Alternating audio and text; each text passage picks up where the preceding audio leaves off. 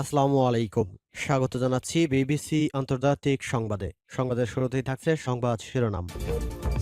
পুরোদমে হামলা পাল্টা হামলা চলছে, তারই জেরে আমাদের হাতে এসেছে আজকের সর্বশেষ আপডেট, গুরুত্বপূর্ণ আন্তর্জাতিক সংবাদ। প্রথমেই জানিয়ে দেব, মোস্তফা খামেনির হুঙ্কার, প্রতি ফোঁটা রক্তের বদলা নেওয়া হবে। এরপর থেকে এক প্রলয়ঙ্করী ঘোষণা এলো ইরানের বাহিনীর কাছ থেকে। আরও জানিয়ে দেব, লারিজানি হত্যার প্রতিশোধ নিল ইরান। এবং সর্বশেষ থাকছে ইরানের পারমাণবিক বিদ্যুৎ কেন্দ্রের ড্রোন হামলা, যা জানালো জাতিসংঘ। এতক্ষণ শুনছিলেন সংবাদের শিরোনাম, এখন বিস্তারিত। তবে তার আগে অনুরোধ থাকবে, এই ভিডিওটিতে একটি লাইক এবং কমেন্ট করে জানিয়ে দিন কোন জেলা থেকে বা কোথা থেকে আপনি আমাদের এই ভিডিওটি দেখছেন এবং শুনছেন। মোস্তফা খামেনি হুঙ্কার, প্রতি ফোঁটা রক্তের বদলা নেওয়া হবে। মধ্যপ্রাচ্যের উত্তপ্ত মাটিতে আবারও রক্ত ঝরল, আর সেই রক্ত যেন নতুন করে আগুন জ্বালিয়ে দিল ক্ষমতার করিডোরে ইরানের প্রভাবশালী রাজনৈতিক আলীরাজির হত্যাকাণ্ড ঘিরে শুরু হয়েছে নতুন উত্তেজনা। মঙ্গলবার যুক্তরাষ্ট্র ও ইসরায়েলের যৌথ হামলায় নিহত হন ইরানের এই শীর্ষ ক্ষমতাধর নেতা। এ ঘটনায় তীব্র প্রতিক্রিয়া জানিয়ে ইরানের সর্বোচ্চ নেতা মোস্তফা খামেনি স্পষ্ট ভাষায় হুঁশিয়ারি দিয়েছেন। তিনি বলেছেন, রক্তের প্রতিটি ফোঁটার মূল্য দিতে হবে। এক বিবৃতিতে মোস্তফা খামেনি বলেন, আলী লারিজানি ছিলেন দূরদর্শী জ্ঞান ও বহুমুখী অভিজ্ঞতা সম্পন্ন একজন নেতা। তিনি দাবি করেন, এমন একজন ব্যক্তিকে হত্যা করা হয়েছে বলেই বোঝা যায় শত্রুপক্ষে তার প্রতি কতটা শত্রুতা পোষণ করত। একই সঙ্গে তিনি বলেন, এই হত্যাকাণ্ড ইরানের দুর্বল নয়, বরং আরও শক্তিশালী করে তুলবে। খামেনি আরও হুঁশিয়ারি দিয়ে বলেন, ইসলামী ব্যবস্থার গাছের গোড়ায় যে রক্ত ঝরছে তা এই ব্যবস্থাকে আরও মজবুত করবে, আর যারা এই হত্যার সঙ্গে জড়িত তাদের খুব শীঘ্রই এর মূল্য দিতে হবে।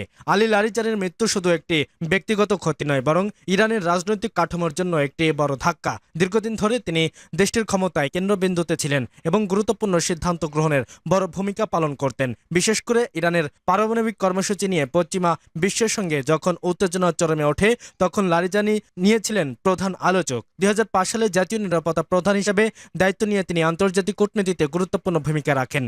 রাজনৈতিক বিশ্লেষকদের মতে, লারিজানি বর্তমান সর্বোচ্চ নেতা মোস্তফা খামেনির উত্তরাধিকার প্রশ্নে ভিন্ন মত পোষণ করতেন। তিনি মনে করতেন, বংশানুক্রমিকভাবে ক্ষমতা হস্তান্তর ইসলামী প্রজাতন্ত্রের মূল নীতির সঙ্গে সাংঘর্ষিক। এই অবস্থান তাকে ক্ষমতার অভ্যন্তরীণ দ্বন্দ্বের একটি গুরুত্বপূর্ণ চরিত্রে পরিণত করেছিল। এদিকে হত্যাকাণ্ডের পর ইরানের ভেতরে সিদ্ধান্ত গ্রহণ আরও জটিল হয়ে উঠেছে। ক্ষমতার ভারসাম্য নড়বড়ে হয়ে পড়ায় দেশটি এখন কৌশলগতভাবে সীমিত বিকল্পের মুখোমুখি। সাম্প্রতিক এই সংঘাত শুরু হয় ইরানের সর্বোচ্চ নেতা আয়াতুল্লাহ আলী খামেনির হত্যার মধ্য দিয়ে। সেসবে একাধিক সামরিক কমান্ডারও নিহত হন।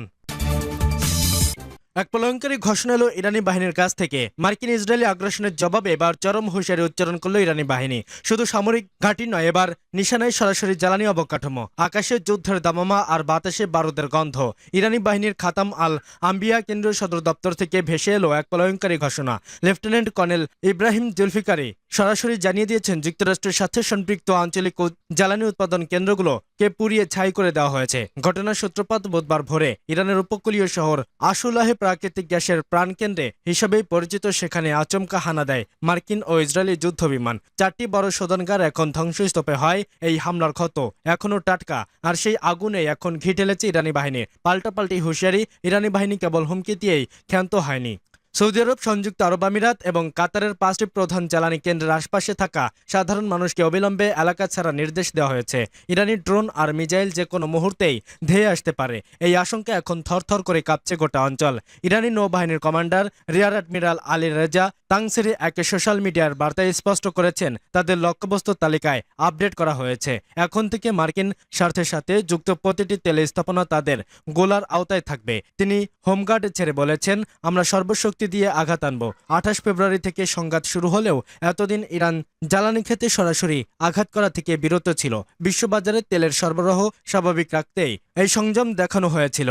কিন্তু বুধবারের বিমান হামলায় সব হিসাব উলটপালট করে দিয়েছে। ইরানের সাফ কথা, আঘাত যখন আমাদের ঘরে ঢুকছে তখন ছাড় পাবে না কেউই। যুদ্ধ কেবল পারস্য উপসাগরের সীমাবদ্ধ নেই, এর আজ পৌঁছে গেছে সাধারণ মানুষের পকেটে। বাজার বিশ্লেষকরা আশঙ্কা করছেন, জ্বালানি তেলের দাম প্রতি ব্যারেল $150 ছড়িয়ে যেতে পারে। যুদ্ধের এই দাবানল যদি সত্যি তেলের খনিগুলোতে লাগে, তবে বিশ্ব অর্থনীতি মুখ থুবড়ে পড়বে বলে ধারণা করা হচ্ছে। লারিজানি হত্যার প্রতিশোধ নিল ইরান। একটি হত্যাকাণ্ড, তারপর নীরবতা, আর হঠাৎ করে আকাশে জুড়ে আগুনের ঝড়। এভাবেই প্রতিশোধ নিল ইরান। তেল আবিবের আকাশে যে বিস্ফোরণের ধ্বনি শোনা গেছে তা শুধু একটি হামলার শব্দ নয়, বরং এক নতুন সমীকরণের ঘোষণা। প্রশ্ন হচ্ছে, এটাই কি প্রতিশোধের যার জন্য অপেক্ষা করছিল ইরান? ইরানের শীর্ষ নিরাপত্তা কর্মকর্তা আলী লারিজানির হত্যার পর থেকেই স্পষ্ট ছিল ইরান চুপ করে থাকবে না। আর এবার সেই জবাব এসেছে সরাসরি ইসরায়েলের হৃদয়ে। রাজধানী তেল আবিবকে লক্ষ্য করে চালানো হয়েছে ভয়াবহ ক্ষেপণাস্ত্র হামলা, যেখানে প্রথমবারের মতো ব্যবহারের দাবি উঠেছে বিধ্বংসী ক্লাস্টার ওয়ারহেড। ইরানের শক্তিশালী সামরিক বাহিনী ইসলামী রেভলিউশনারি গার্ড কর্পস জানিয়েছে, এই অভিযানে ব্যবহার করা হয়েছে খররম শহর 4 এবং কদর মডেলের ক্ষেপণাস্ত্র। প্রতিটি ক্ষেপণাস্ত্র যুক্ত ছিল একাধিক সাবমিউনেশন, যেগুলো মাঝ আকাশে ছড়িয়ে পড়ে একসঙ্গে বহু বিস্ফোরণ ঘটাতে সক্ষম। ফলে প্রতিরোধ করা হয়ে ওঠে অত্যন্ত কঠিন। ইসরায়েলি সূত্র বলেছে, তেল আবিবের জনবহুল ও কৌশলগতভাবে গুরুত্বপূর্ণ একটি এলাকায় এই হামলায় অন্তত 2 জন নিহত হয়েছেন। প্রত্যক্ষদর্শীদের ভাষায়, এটি কেবল একটি বিস্ফোরণ নয়, বরং একসঙ্গে বহু আঘাতের চাপটা যা মুহূর্তে আতঙ্ক ছড়িয়ে দেয় পুরো এলাকায়। এই হামলার পর সবচেয়ে বড় প্রশ্ন, ইসরায়েলের বহুল প্রচলিত আকাশ প্রতিরক্ষা ব্যবস্থা কি চ্যালেঞ্জের মুখে? ক্লাস্টার ওয়ারহেডে মজুত প্রযুক্তি যদি ধারাবাহিকভাবে ব্যবহৃত হয়, তাহলে ভবিষ্যতে ইসরায়েলের প্রতিরোধ কতটা কার্যকর থাকবে? অন্যদিকে ইরানের বার্তা আরও কঠোর। দেশটির পররাষ্ট্রমন্ত্রী আব্বাস আরাগচি স্পষ্ট করে জানিয়েছেন, লারিজানের মৃত্যু ইরানকে দুর্বল করেনি, বরং দ্রুত নতুন নিয়োগের মাধ্যমে রাষ্ট্রীয় কাঠামো আগের মতোই শক্ত রাখা হয়েছে। অর্থাৎ নেতৃত্ব আঘাত এলেও রাষ্ট্র ব্যবস্থা অটুট। সংঘাতের মাত্রা আরও বাড়িয়ে ইরানের নতুন সর্বোচ্চ নেতা মোস্তফা খামেনি যুদ্ধবিরতির প্রস্তাব সরাসরি প্রত্যাখ্যান করেছেন। তার অবস্থান পরিষ্কার, কোনো সমঝোতায় যাবে না ইরান। এদিকে দেশের ভেতরেই কঠোর বার্তা দিচ্ছে ইরান। গুপ্তচর বৃত্তির অভিযোগ এক ব্যক্তির মৃত্যুদণ্ড কার্যকর করা হয়েছে, যা দেখছে বাইরের শত্রুর পাশাপাশি ভেতরের হুমকির বিরুদ্ধেও সমানভাবে সক্রিয় দেশটি। ইরানের পারমাণবিক বিদ্যুৎ কেন্দ্রে ড্রোন হামলা, যা জানালো জাতিসংঘ। মধ্যপ্রাচ্যে চলমান উত্তেজনার মাঝে ইরানের একটি গুরুত্বপূর্ণ পরমাণু বিদ্যুৎ কেন্দ্রে লক্ষ্য করে হামলার ঘটনা ঘটেছে। ইরানের বুশেহার শহরে অবস্থিত এই কেন্দ্রের ওপর হামলা ঘটে স্থানীয় সময় গতকাল সন্ধ্যা 7টার দিকে। জাতিসংঘের পরমাণু প্রকল্প পর্যবেক্ষণ কেন্দ্র এবং ইরান সরকার উভয়ই হামলার সত্যতা নিশ্চিত করেছে। প্রাথমিক তথ্য অনুযায়ী হামলায় ব্যবহৃত বস্তুটি বিস্ফোরকবাহী উড়ন্ত বস্তু হলেও এর প্রকৃতি বা ধরন এখনও নিশ্চিত নয়। ধারণা করা হচ্ছে এটি একটি ড্রোন হতে পারে। তবে আইএ জানিয়ে, এই হামলায় বিদ্যুৎ কেন্দ্রটি বড় ধরনের ক্ষতির সম্মুখীন হয়নি এবং কোনো হতাহতের খবরও পাওয়া যায়নি। আইএ এর মহাপরিচালক ঘটনার পর দ্রুত পদক্ষেপ নেওয়ার আহ্বান জানিয়েছেন। তিনি সতর্ক করে বলেছেন, এ ধরনের হামলার ফলে যদি কোনো বিস্ফোরণ ঘটে, তাহলে তা এক ভয়াবহ আঞ্চলিক বিপর্যয়ের রূপ নিতে পারে। ইরান সরকারও এই হামলাকে আন্তর্জাতিক আইনের সুস্পষ্ট লঙ্ঘন হিসেবে উল্লেখ করেছে এবং ভবিষ্যতে এ ধরনের হামলার পুনরাবৃত্তি পুরো উপসাগরীয় অঞ্চলে বড় ধরনের বিপর্যয় ডেকে আনতে পারে বলেও সতর্ক করেছেন। বিশ্লেষকরা আশঙ্কা করছেন, পরমাণু স্থাপনায় লক্ষ্য করে এমন হামলা মধ্যপ্রাচ্যের উত্তেজনা আরও বাড়াতে পারে। পরিবেশ, জনস্বাস্থ্য এবং জ্বালানি নিরাপত্তার ক্ষেত্রে মারাত্মক প্রভাব পড়ার সম্ভাবনাও রয়েছে। আন্তর্জাতিক মহলের প্রধান চ্যালেঞ্জ এখন হচ্ছে এ ধরনের হামলা প্রতিরোধ করা এবং সম্ভাব্য বড় বিপর্যয় এড়াতে কার্যকর পদক্ষেপ নেওয়া। এ ঘটনা আন্তর্জাতিক নিরাপত্তার জন্য নতুন হুমকি হিসেবে দেখা হচ্ছে এবং বিশ্বের বিভিন্ন দেশ সতর্ক নজর রাখছে। এমন পরিস্থিতিতে সংবেদনশীল পরমাণু স্থাপনাগুলোকে সুরক্ষিত রাখা একান্ত জরুরি বলে মনে করছেন